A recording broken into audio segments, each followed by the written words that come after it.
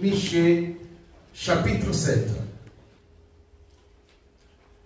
Comme vous le savez, mes bien-aimés, cette année, nous avons décrété, c'est une année de renouvellement. Amen. Dans le renouvellement, il y a un changement. Si on n'atteint pas le changement, il n'y a pas de renouvellement. Amen. Donc le Seigneur va nous parler à travers moi aujourd'hui le changement. Est-ce qu'on peut dire le changement? Amen. Nous allons lire la parole de Dieu qui est dans les livres de Michée, chapitre 7, au verset 7 et 8. Amen. Je vais lire. La parole déclare dans le livre de Michée, chapitre 7, au verset 7 et 8. Pour moi, je regarderai vers l'Éternel. Je mettrai mon espérance dans le Dieu de mon salut. Amen. Mon Dieu m'exaucera. Amen. Je mettrai mon espérance dans le Dieu de mon salut et avec conviction, 1, 2, 3. Mon Dieu m'exaucera. Amen. Amen. Ne te réjouis pas à mon sujet, Alléluia, mon ennemi. Est-ce que tu peux dire avec moi, tu peux parler à ton ennemi? Est-ce que tu peux parler à tous ceux qui s'élèvent contre toi, à tous ceux qui sont contre toi? 1, 2, 3. Ne te réjouis pas à mon sujet, mon ennemi. Ne te réjouis pas à mon sujet, mon ennemi. Alléluia. Ne te réjouis pas à mon sujet, mon ennemi. Si je suis tombé, Amen, si je suis en bas, je ne serai pas toujours en bas. Amen. Je me relèverai. Amen. Alléluia. Si je suis assise dans le ténèbre, l'Éternel sera ma lumière. Alléluia. Si tu crois que c'est fini, l'Éternel va me faire avancer. Amen. Est-ce que tu peux répéter ça? Si tu crois que c'est fini, l'Éternel va me faire avancer. L'Éternel va me faire avancer. Il y aura un changement à moi. Il y aura un changement à moi. Irréversible. Irréversible. Au nom de Jésus. Au nom de Jésus. Acclamons le Seigneur. Là, nous parlons de changement. Nous parlons de changement, mes bien-aimés. C'est dans le cadre toujours de notre programme de renouvellement. Amen. C'est quoi les changements? Les changements, c'est remplacer quelqu'un ou une chose par une autre. Le changement peut être aussi devenir différent. Tu étais comme ça, tu deviens différent, donc il y a un changement en toi. Quand nous parlons de changement, tu ne peux pas rester statique. Il faut qu'il y ait un remplacement. Alléluia. Amen. Les changements peuvent être aussi devenir différents, évoluer, modifier, Amen, ou transformer. Amen. Sans changement. Amen. Là, je parle de changement qui est positif. Amen. On peut avoir aussi un changement négatif. Quelqu'un qui était zélé, il abandonne la foi. C'est un changement. Les choses qu'il croyait, les choses qu'il soutenait, il l'abandonne. C'est un changement. Le rétrograde, c'est aussi un changement, mais négatif.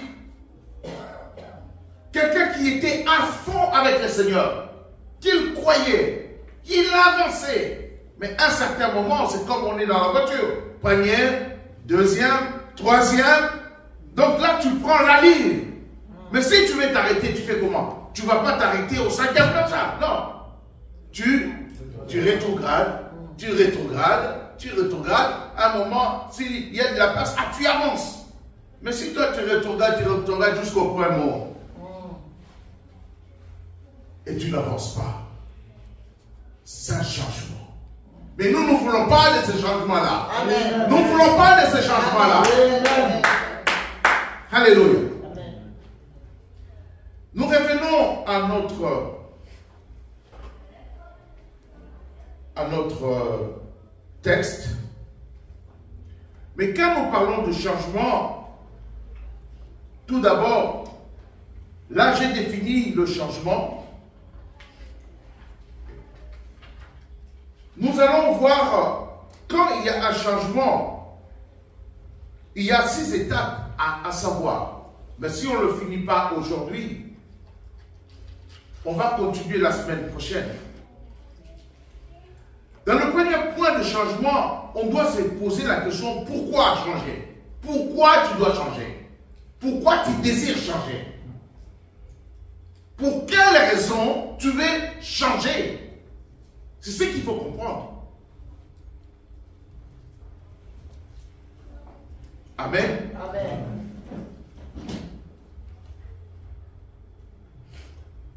Mais quand on pose la question le pourquoi, il y a le deuxième point qu'il faut comprendre.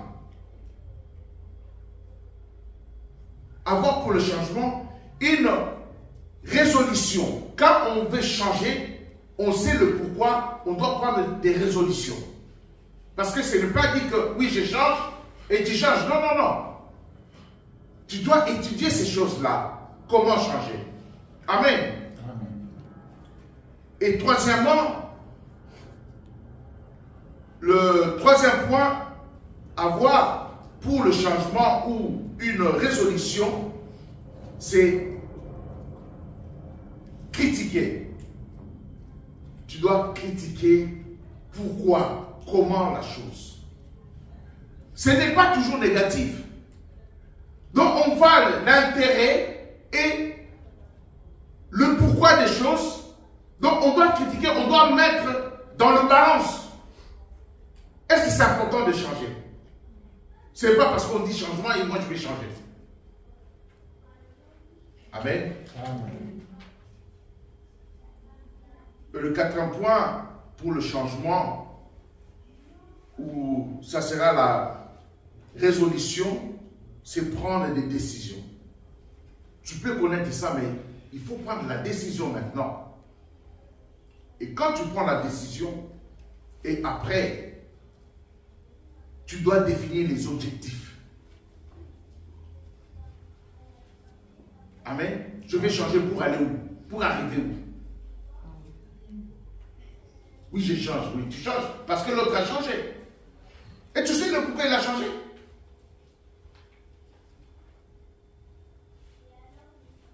Amen. Amen. Et quand on prend les objectifs, on a des objectifs, on définit des objectifs, maintenant il faut avoir la détermination. Amen. Amen. Tu peux avoir tout ça, tu écris tout ça, mais tu n'as pas la détermination, tu ne peux pas commencer. Tu vas commencer une fois, 2 mois, après 3 mois, tu abandonnes. Amen. Amen. Mais avant d'évoluer, d'aller un peu plus loin, nous allons revenir à notre texte. Dans le texte de Michée 7, qu'est-ce que la parole nous dit? Pour moi, je regarderai vers l'Éternel. Vous savez, Michée, quand on parle de Michée, c'est le petit prophète. Quand on dit petit prophète, ce n'est pas qu'il est petit. Non, parce qu'ils n'ont pas écrit beaucoup. Ce n'est pas parce qu'ils n'ont pas écrit beaucoup. Ils ont écrit peu, mais profond. Mais Michée, il a... Quand vous lisez Michée et Ésaïe, vous allez trouver des similitudes. Ils ont parlé à peu près de la même manière. Amen. Ben, Michée, c'est un prophète qui a existé 800 ans avant Jésus-Christ. Michée, cela veut dire semblable à l'Éternel. Vous savez, mes bien-aimés, vous parents, il faut faire attention quand vous donnez vos noms, quand vous donnez les noms aux enfants. Il faut connaître la signification. C'est très important. Mais le nom de Michée, c'est un bon nom qui dit semblable à l'Éternel. Amen. Et Michée, il a écrit beaucoup pour le rétablissement du peuple juif dans le royaume, amen, messianique à venir. Donc il a marqué, il a écrit sur le changement du peuple juif, sur le changement même pour nous chrétiens. Il a parlé aussi de l'assurance de la miséricorde divine, que notre Dieu, c'est un Dieu bon. Amen. Alléluia. Amen. Pour chacun de nous. Amen. Donc il a écrit ces changements. Et là, dans notre texte, il est en train de dire, il déclare même, je dirais qu'il est en train même de prophétiser. C'est pour cela que tu dois prophétiser sur ta vie d'une façon positive. Amen. Il dit quoi? Pour moi, je regarderai vers l'Éternel, je mettrai mon espérance dans le Dieu de mon salut. Amen. Donc là, il est en train de dire que tout ce qu'il est, tout ce qu'il a, tout ce qu'il va faire, ce n'est que pour notre Dieu. Il a la confiance totale en notre Dieu. Même à un certain moment, ils étaient en esclavage. Mais il sait qu'à un moment, ils vont sortir de l'esclavage et ils vont aller encore plus loin avec le Seigneur. Ils seront délivrés totalement. Amen. Là, il montre sa confiance à l'Éternel. Pour moi, je regarderai vers l'Éternel. Je mettrai mon espérance dans le Dieu de mon salut. Mon Dieu m'exaucera. Donc, quand il est en train de parler là, ils étaient dans le problème. Mon bien-aimé, Dieu n'est pas, tu ne peux pas dire que Dieu n'est pas bon parce que tu as des problèmes. C'est quand tu as des problèmes, c'est là où on verra vraiment si réellement tu as la foi. Ce n'est pas quand tu es dans l'opulence. C'est facile de glorifier le Seigneur si tu es dans l'opulence, si tout va bien, tu as un travail, tu n'es pas malade, ton compte est bien garni. C'est facile d'élever le nom du Seigneur parce que tout va bien pour toi. Mais les jours où tu veux démarrer ta voiture, elle ne démarre pas. Tu n'as même pas 100 € pour acheter la batterie. Tu appelles un mécanicien, il vient et te dit non, mais c'est même pas la batterie, le moteur est cassé. Tu n'as pas payé ton électricité. On t'appelle que ton oncle est malade. Et ce jour-là, tu es mal réveillé. Tu ne peux même pas aller au travail. Est-ce que tu diras que Dieu est bon? Est-ce que tu diras que Dieu est bon? C'est là où on verra s'il y a un changement dans ta vie. Si tu crois réellement que Dieu est là. Si que tes yeux seront fixés à la croix. Quand tu as des attaques, c'est là où tu verras est-ce que ton Dieu est là. Est-ce que ton Dieu te soutient? Quand tu cries, tu veux même entendre la voix, mais tu n'entends rien, tu ne vois rien. Tu ne comprends pas. Est-ce que tu seras comme Shadrach, Meshach et Abednego dans le feu? Ils ont dit, oh roi, On ne se prosternera jamais devant toi. Si même mon Dieu ne nous délivre pas, mais c'est là qu'on le verra jamais.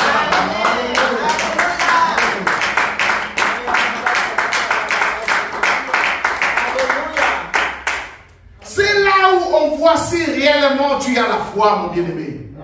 Ce n'est pas quand tu as un compte en banque bien garni, tout va bien, tes enfants réussissent, et tout est là, tout ce que tu touches se transforme en or. Méfie-toi. Méfie-toi. Car le diable avait dit à Christ, prosterne-moi, je te donnerai tout ça. Donc cela veut dire que le diable donne aussi. Méfie-toi. Méfie-toi. Mais bien aimé, il dit, quel que soit le problème, quel que soit, on est dans l'oppression, mais mes yeux seront toujours fixés à mon Dieu.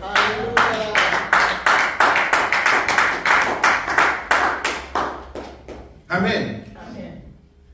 Et il rajoute maintenant avec assurance. Là, il est en train de prophétiser sur sa vie. Il parle à l'ennemi. Mon bien-aimé, quand tu pries, quand tu vois que tu observes et qu'il y a quelque chose qui ne marche pas comme qui devait marcher, tu dois parler. Quand tu parles à un esprit, tu parles à quelqu'un, comme si tu parlais à quelqu'un devant toi. Qu'est-ce qu'il dit? Ne te réjouis pas à mon sujet, parce que je suis mal. Ne te réjouis pas parce que je n'ai pas d'argent, je n'ai pas de travail. Ne te réjouis pas parce qu'il n'y a pas la réussite chez moi dans ma maison. Ne te réjouis pas. Ce n'est que temporaire. Amen. Ce n'est que temporaire. Amen. Moi je sais à qui je sais. Moi je sais qui il est. Alléluia. C'est juste une question de temps.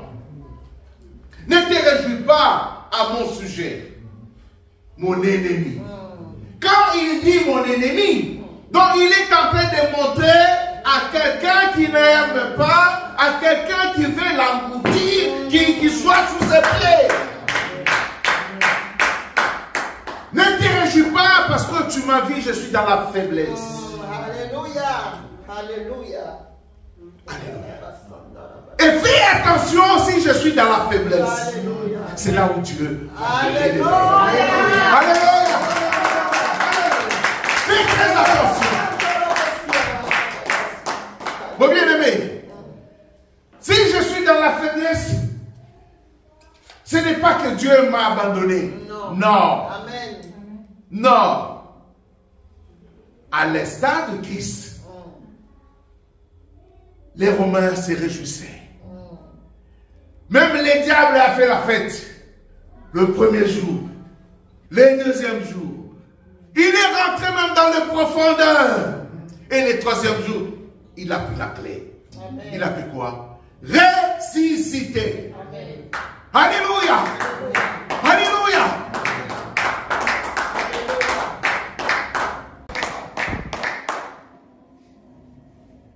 Vous savez, ce n'est pas parce que j'ai des combats que je suis faible. Non. Les diables attaquent ceux qui sont forts. Amen. Parce qu'ils voient en toi quelque chose. Tu es potentiel. Amen. Si tu n'as rien, il ne va pas s'occuper de toi. Il va pas une petite mouche. Non. Même si ton combat dure, accroche-toi encore davantage auprès du Seigneur. Amen. Plus grand est ton combat, plus grand sera ta victoire. Ça devrait être inversé, ça. Alléluia. Toutes les choses concourent au bien de ceux qui aiment Dieu. Amen. Toutes les choses sont en train de se préparer. Amen. En bien ou en mal, mais il est en train de mijoter. Mais il est en train de mettre en place. Mais avec les yeux physiques, on va pleurer. Non. Garde la foi. Amen. Avance. Amen. Prêche. Amen. Parle la parole de Dieu. Glorifie le Seigneur. Criez encore plus fort.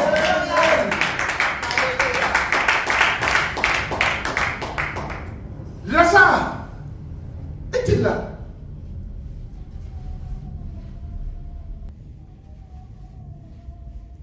La famille de Lazare, ils ont dit, oh, mais il a traîné. Pourquoi il ne vient pas? Non, non, non, non. Il fallait qu'il meure pour que le Seigneur puisse glorifier. C'est glorifié. Amen. Il faut que ça rentre dans notre tête et dans notre... Oui, il y a ça. C'est pour que le Seigneur soit glorifié. Alléluia. Ne te réjouis pas à mon sujet, mon ennemi. Car si je tombe, je me réveillerai. Si je suis assis dans le ténèbre, l'Éternel sera ma lumière. Si toi tu vois que je suis rien, si les autres parlent de moi que oh là là, lui c'est fini. Mais toi tu as mis le point. Mais mon Dieu a mis 3 points de 6. Donc cela veut dire ça continue. Amen. Alléluia. Toi tu vois que ce que tu vois avec tes yeux physiques. Mais moi je sais avec mes yeux spirituels que je ne suis pas dans le ténèbre. Amen. Parce que j'ai mon Dieu. Alléluia. Il me voit. Amen. Au moment opportun, il va faire. Amen. Il le fera. Amen. Dieu est capable de faire. Dieu est capable de faire ce qu'il a dit. Il a dit. Toi, mon ennemi, ne te réjouis pas de ma souffrance. Amen. Car il va me délivrer. Amen. Alléluia.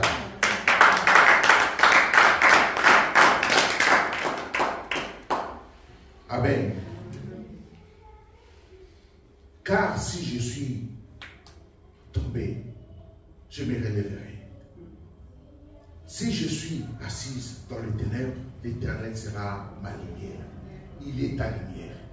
Alléluia. Même si tu ne vois pas la route où tu vas passer, mais au fur et à mesure, nous on aime bien avoir une vision. Ah, toi, je serai là. Non, non, non. Il va te ramener petit à petit. Petit à petit. Petit à petit. Jusque là où il veut que toi tu sois. Joseph. Il avait la conviction. Et Dieu l'a ramené au fur et à mesure. Au fur et à mesure. Jusqu'à ce qu'il est devenu le Premier ministre. Amen. Pourquoi? Parce qu'il voulait les changements. Mais bien aimé, Samuel, le chapitre 1, 1 Samuel, le verset 6. Là, c'est l'histoire de Anne. Samuel 1, il nous dit, au verset 6, sa rivale lui prodiguait les mortifications pour la porter à s'irriter de ce que l'Éternel l'avait rendu stérile. Elle était stérile pourquoi? C'est Dieu qui voulait qu'elle soit stérile. Moi bien aimé, tu peux passer dans une situation quelconque. C'est Dieu qui a voulu à ce que tu puisses passer dans cette situation, même si cette situation est négative pour toi. Comment ça? Ben oui, c'est écrit dans le noir sur blanc. Et Anne n'était pas la seule. La maman de Samson aussi. C'est pareil. Pour que le Seigneur puisse se glorifier. Mais on demande, mais c'est avec, mais ses parents ont péché. Non. Pour que le Seigneur soit glorifié. Lazare, il va mourir. Pour que le Seigneur soit glorifié. Mais il va se glorifier comment? Seulement si tu tiens jusqu'au bout. La conviction, la foi. c'est là où tu verras que le Seigneur va se glorifier à travers toi. C'est difficile, certes. Parce que là, nous voyons sa rivale lui prodiguait des mortifications pour porter à s'hériter de ce que l'Éternel avait rendu stérile. Donc, elle faisait toutes les mauvaises choses pour qu'elle soit en colère. Quand elle se mettait en colère, elle s'éloignait de Dieu. Amen. Alléluia. Amen. L'ennemi va te tacler. Il va mettre le piège devant ta porte. Si toi, tu tombes dans le piège, tu t'éloignes de Dieu. Amen. Tu t'éloignes de Dieu.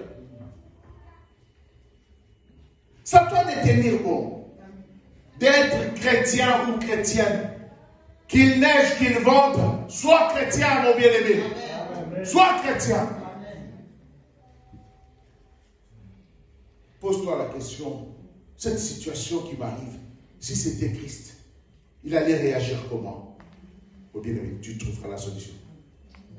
Appeler, oui, c'est Brigitte. Non, non, non. Le Saint-Esprit te parlera. Amen. Et la Bible continue. Et toutes les années, il en était ainsi. Toutes les années, il en était ainsi. Cela veut dire quoi? Cela veut dire que ce n'était pas juste une fois. Elle avait l'habitude. Elle savait qu'à la fin de l'année, je dois faire ça, elle va tomber dans le panneau. Et quand elle s'est héritée, elle perdait la présence de Dieu. Et ça arrivait. Donc, l'ennemi t'étudie, il regarde, te fait des gestes. Il sait que ces frères-là, il suffit que je tacle comme ça, il va tomber. Comme on dit, on ne cherche pas l'équipe qui gagne. Il sait où tu tombes, il va rebeloter encore et encore. Mon bien-aimé, c'est là où on doit se poser des questions. Ma vie, elle est comment? Qu'est-ce qui me met dans tous les états? Qu'est-ce qui m'éloigne du Seigneur? Pourquoi je m'éloigne du Seigneur? C'est là où maintenant, si on se pose ces questions-là, on va arriver au changement. Parce qu'on se pose des bonnes questions. Nous, souvent, qu'est-ce qui nous arrive? On met la faute sur X. Non, vous savez, c'est frère Yann qui me fait ça, tous les jours, tous les jours. Mais à un certain moment, tu arrêtes. Qu'est-ce qui pousse à ce frère-là de me faire toujours la même chose? Si tu es un homme spirituel, tu ne vas pas prier pour détruire ses frères, mais pour détruire l'esprit qui est derrière ce frère. Quand on nous parle du serpent dans le jardin d'Éden, ce n'est pas les serpents, c'est un animal. C'est pas à chaque fois que tu verras un serpent que c'est Satan. Loin de là. Il peut rentrer dans un chat. Il peut rentrer dans un chat. Il peut rentrer aussi dans l'homme. Donc c'est la carapace qu'il a utilisée. Mais c'est l'esprit qui est derrière. Ce n'est pas le serpent, mais c'est le diable qui est venu tenter Adam et Ève en forme de serpent parce qu'il est rentré dans le serpent. Maintenant, si tu te poses des questions là, c'est là où tu vas trouver des réponses. Mais moi, à chaque fois, je tombe. Mais comment faire pour ne plus tomber? Il faut qu'il y ait un changement. Amen. C'est là où on va s'arrêter pour savoir comment faire pour avoir un changement. Alléluia. Amen. Parce que ça se répétait tous les ans. Et toutes les années, il en était ainsi. Chaque fois qu'Anne montait à la maison de l'Éternel, Pénina la mortifiait. De la même manière. De la même manière. Essaye d'étudier ta vie, tu vas voir qu'il y a des choses qui rentrent, qui reviennent toujours de la même manière. De la même manière, qui sont répétitives. Mon bien-aimé, arrête-toi. Arrête-toi. Et non pas pour rétrograder, arrête-toi pour bien observer. Pour bien écrire ton sujet de prière. Que ça, j'ai remarqué. Telle date, j'ai remarqué, c'est de la même manière. Tu vas rentrer maintenant en prière, tu ne seras pas dans la distraction. Amen. Et il faut vouloir que ça change. Alléluia.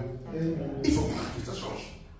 Parce que quand Pénina a vu que tous les hommes s'étaient barrés et qu'elle tombait toujours dans le panneau,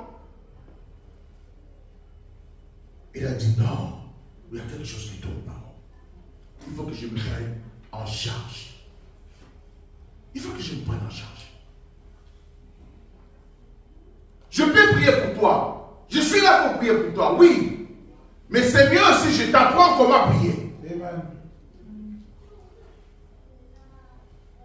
C'est comme les Chinois disent. Si tu me donnes le poisson, c'est bien, je vais manger. Et demain? Mais si tu m'apprends à pêcher, j'aurai jamais faim. Amen. La prière aussi, c'est pareil, mon bien-aimé. Si tu apprends toi-même, tu rentres dans la profondeur, ta vie va être changée. Amen. Amen. Ta vie va être changée. D'ailleurs, il faut se poser la question, pourquoi tu veux que ta vie change? J'avais dit les changements, c'est le remplacement de quelque chose par une autre. Amen. Donc, qu'est-ce que tu veux changer?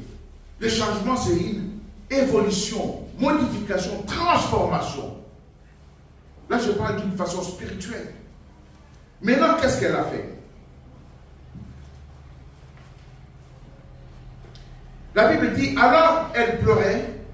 Si tu daignes regarder l'affliction de ta servante, si tu te souviens de moi, et n'oublie point ta servante, et si tu donnes à ta servante un enfant mâle,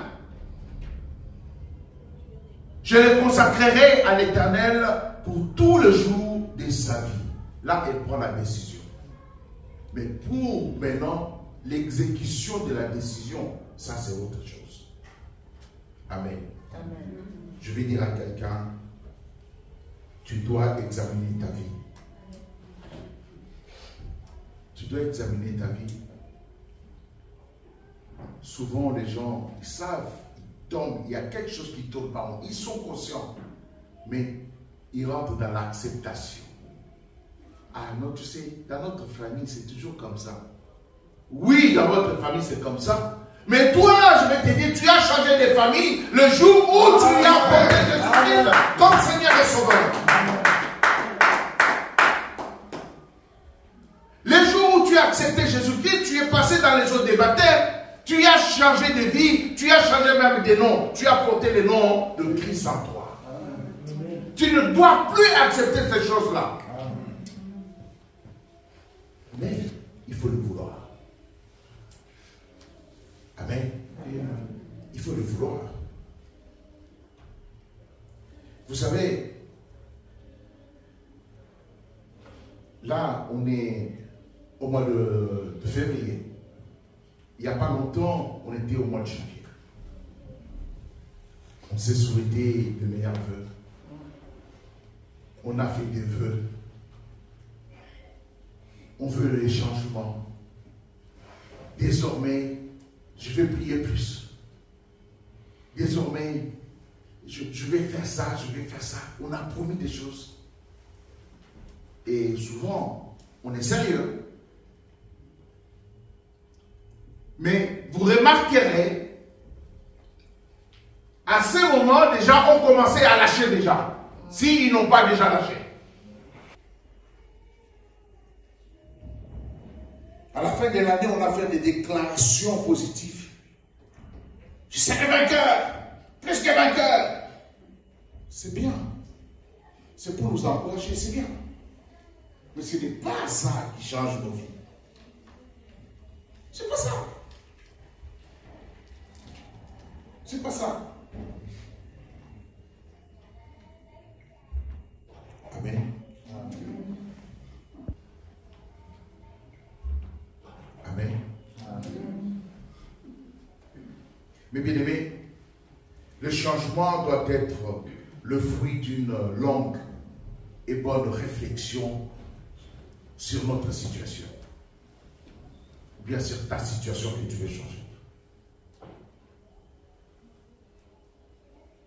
Et souvent, très souvent même, on ne réfléchit pas.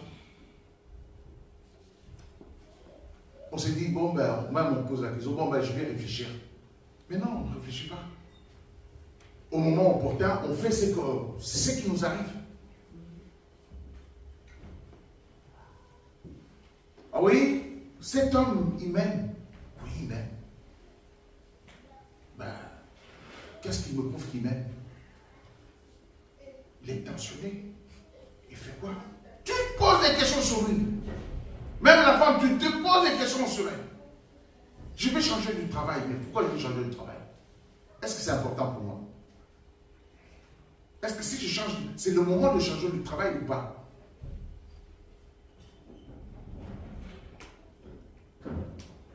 Quels sont les avantages que je veux perdre? Est-ce que je suis sûr de trouver un autre travail? Est-ce que le climat de travail à ce moment, il est propice ou pas? C'est pas parce que tu as eu un problème. Allez, tu casses tout, ouais.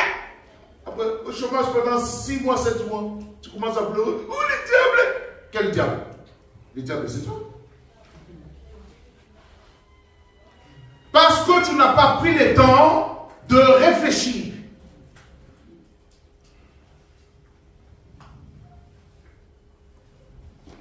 Amen. Et bien aimé, le changement doit être le fruit d'une longue, une bonne réflexion sur la situation à changer. Pourquoi changer? Au premier point, pourquoi tu dois changer? Pourquoi? Pourquoi? C'est le premier. Si tu rates, c'est pourquoi, tu rates tout. Je vais faire ça, oui. Mais pourquoi? C'est quoi l'intérêt? Est-ce qu'on peut dire pourquoi? Pourquoi? À chaque fois, nous devons savoir le pourquoi. Se poser la question, pourquoi? Je vais faire ça, mais pourquoi?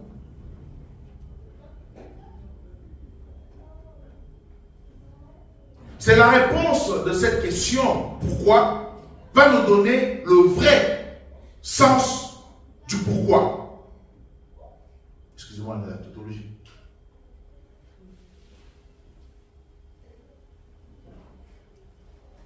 Ça va nous donner le vrai sens même du changement. Pourquoi je dois faire ça? Quand tu as le pourquoi, ah c'est parce que je vais changer de voiture parce que ma voisine a changé sa voiture. Il y a des gens comme ça. Mais ta voisine est l'héritière. Même si vous travaillez dans la même entreprise, vous avez le même salaire. Elle a hérité là. Oui, mais comme on travaille ensemble, on a presque le même salaire. Et il a changé, moi aussi je vais changer. Oh, les huissiers viendront chez toi.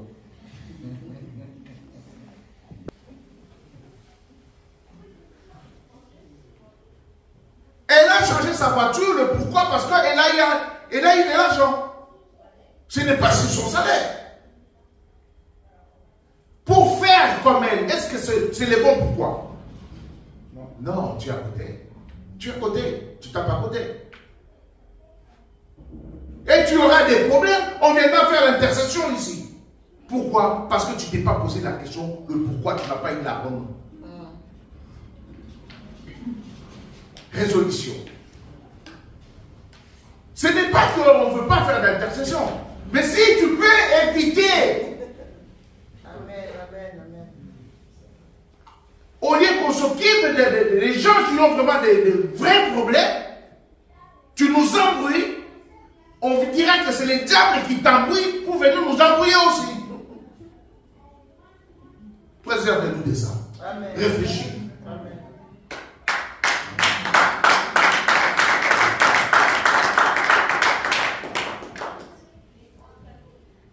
Alléluia. Donc, c'est important. La raison, l'importance. Et le deuxième point, c'est dans le changement. Le deuxième point à avoir pour le changement ou une résolution, c'est l'évaluation. Est-ce qu'on peut dire évaluation? Évaluation. Évaluation. Évaluation. Tu t'es posé la question de pourquoi, tu as eu la réponse. Maintenant, il faut évaluer. L'évaluation, c'est un des moments le plus important de l'examen de soi. Il faudrait être minutieux au détail de la situation à changer. Connaître la vraie valeur de la situation sans sous-estimer ni surestimer la vraie valeur. Amen. Et souvent, on laisse les sentiments parler au lieu d'évaluer la situation. On laisse les sentiments. Là, il n'y a pas de sentiments. Il n'y a pas de sentiments, mon bien-aimé. Tu vas faire pour le sentiment, oui, mais tu vas payer cher. Et pour te rattraper, peut-être ça peut prendre 2 ou 3 ans.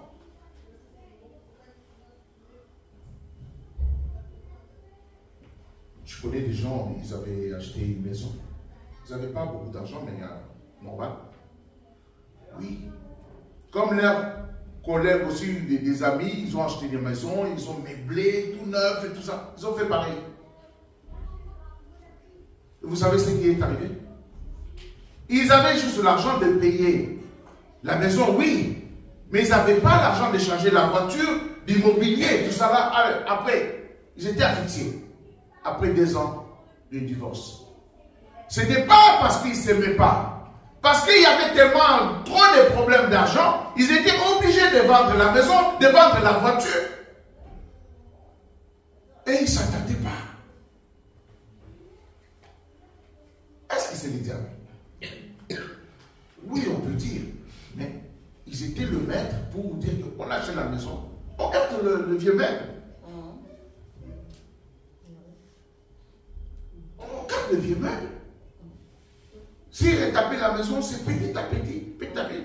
Nous, les voisins ont fait la clôture. Allez, ils vont chez Castorama, des cartes là, à crédit, à crédit, à crédit. Ils se sont retrouvés avec beaucoup de crédits. Et la Banque de France fermait tous les problèmes. Et vous savez, même si on est beau gosse, et la femme, à un certain moment, dit, mais les beaux gosses là, on mange pas. Ah non, non, non, non, non.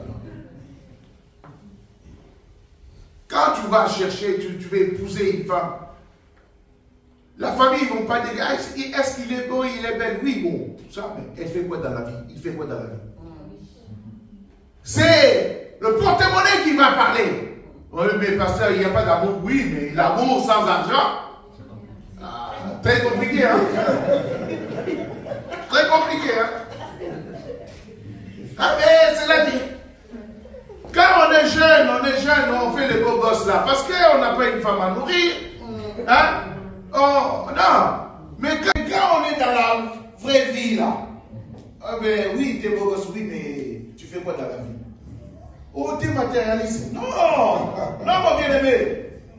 Surtout, je parle aux filles. Ah oui. C'est pas tous les 4 matins, je les papa. Mais attends, il y a un problème là. Ton beau gosse là, il travaille pas.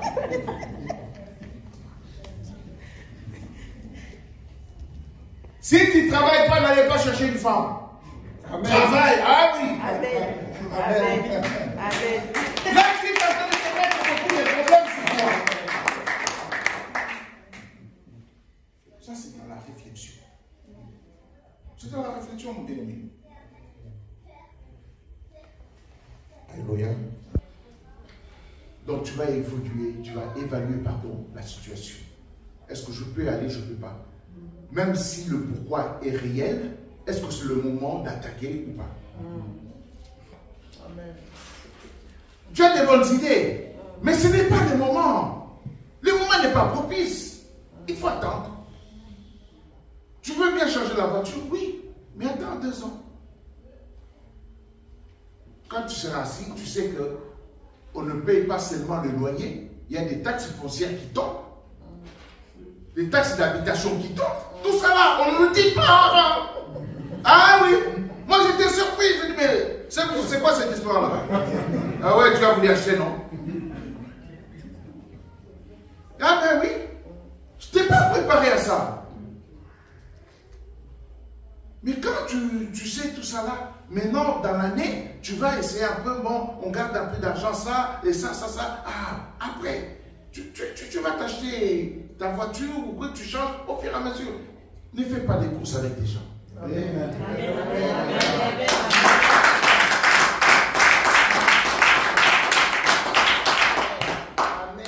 C'est pas ce qui démarre avant qui arrive toujours avant. Non. Notre vie, c'est un marathon. Ce n'est pas les 100 mètres. C'est le marathon. Quand tu regardes bien le marathon, ceux qui sortent en premier, ils ne sont pas toujours... Ils ne démarrent pas. Non, ils sont... Voilà. Ils regardent. Ils regardent. Ils se mettent toujours à la bonne place. À la dernière minute, quand tu ne parviens pas. Ils te doublent. Ils te regardent même. Ils sourient. Il ne faut pas que ta voisine puisse se sourire, te regarder, te mortifier. Amen. Pourquoi? Parce que tu as voulu, elle a fait sa clôture, tu veux faire une grande clôture plus qu'elle, après tu vas tomber. Il faut chérir sa vie. Amen. Alléluia. Amen. Mais quand nous revenons à la parole de Dieu, Anne avait compris ça. Tout le temps, on la mortifiait. Mais à un certain moment, elle s'est dit, mais on vient à l'église, on vient prier. J'ai toujours un problème. Est-ce que je fais bien? Quand on me mortifie, je tombe toujours. Parce qu'elle est répétée tout le temps. Comme par hasard, c'était juste la fin de l'année qu'elle faisait. Vous savez, en Israël, dans le temps, on se répondait à la fin de l'année. On ramenait des animaux pour rentrer, on les coupait pour offrir à Dieu, pour que ces animaux-là couvrent le péché. Donc, si elle le faisait, donc son année qu'elle commençait, c'était une année qui était difficile. Mais elle le savait. Et puis à un certain moment, elle dit, non, je dois me prendre en charge. Est-ce que tu peux dire, je dois me prendre en charge? Je dois me prendre en charge. Le troisième point, avoir pour le changement ou les résolutions, c'est la critique de la situation. On pose la question, pourquoi je suis dans cette situation? On regarde l'origine. Pourquoi je suis dans cette situation? L'origine à l'élément que je dois changer. Ou comment cette situation est arrivée. Et la critique doit être juste et objective. Amen. Sans sentiment. sans arrondir les angles. Je ne parviens pas à payer mon loyer. Pourquoi je ne parviens pas à payer mon loyer? Parce que je ne gagne pas assez. Est-ce que c'était le bon loyer que j'ai pris par rapport à ce que je gagne? Pourquoi je suis toujours surendetté? Je travaille, mais je suis toujours surendetté.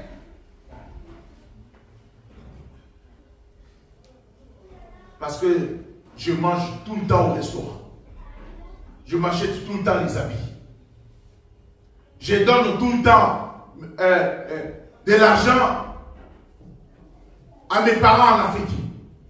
À des tantes, à des cousins, à des cousines. Mais, premièrement, c'est ta maison. C'est ta maison. Tu payes ta maison, tu payes tes factures. Et après, tu regardes après. Si tu peux donner, il faut donner. C'est bien de donner. Je ne vous dis pas ici d'être des radins. Tu ne peux pas te priver pour donner à ta famille ce que tu as. Ça s'appelle la servitude. La servitude. Il y a des huissiers qui viennent dans la maison, tu ne parviens pas à faire, à donner, à payer tes factures, à honorer tes factures. Mais tout le mois, tu envoies, tu envoies, tu envoies. Et tous les gens que tu leur donnes de l'argent, ils savent que tu te réveilles à 3 h du matin, que tu travailles Dieu. Tu es dans un pays étranger où coule le lait et le miel. Mais ils ne savent pas la vraie réalité. Mon bien-aimé, on doit se réveiller. Amen. Donc tu t'es retrouvé dans cette situation parce que tu ne réfléchis pas bien. Pourquoi je suis dans cette situation? Pourquoi les choses pour moi, ça ne marche pas? Pourquoi? Tu dois travailler sur le pourquoi. Pourquoi ça ne marche pas? Vous savez, souvent, des fois, on est hypocrite de nous-mêmes. Amen. Tu sais que ça ne va pas marcher. Tu sais que ce garçon-là, tu connais, on t'a déjà dit qu'il a des enfants un peu partout. Tellement, non, il est beau, je l'aime. Ça va marcher, pourquoi je vais l'amener à l'église? Et il va t'amener en boîte de nuit. Tu sais, tu vas évaluer, pardon. C'est comme ça, si tu évalues, tu mets dans la balance. Tu sauras si c'est bon ou ce n'est pas bon. Mais bien aimés en Jésus-Christ, nous allons nous lever et prochainement, je vous invite tous à venir le dimanche prochain pour connaître la conclusion qu'on va faire parce qu'on n'a pas tous les éléments. Amen. Et vous aurez les éléments la semaine prochaine. Amen. Alléluia.